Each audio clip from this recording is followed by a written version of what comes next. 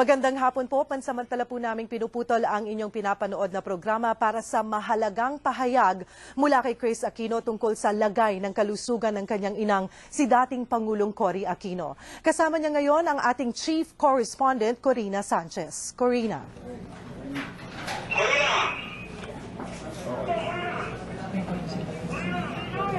Okay po. Alright. Tayo ngayon sa kinaroroonan ng ilan sa mga miyembro ng pamilya ni former President Corazon Aquino.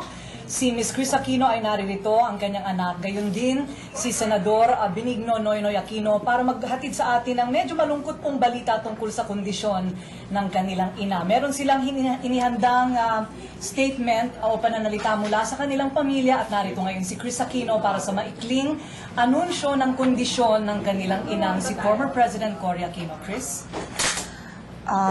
Corina, this statement we all prepared together, and it's coming from our family.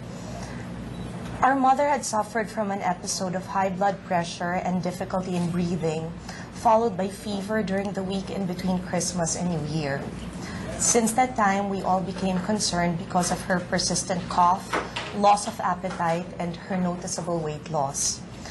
Our mom wanted to know what was wrong with her, and with her family by her side, she submitted herself to a checkup and several tests. The results show that our mother is suffering from cancer of the colon. Our mother has always believed in being upfront.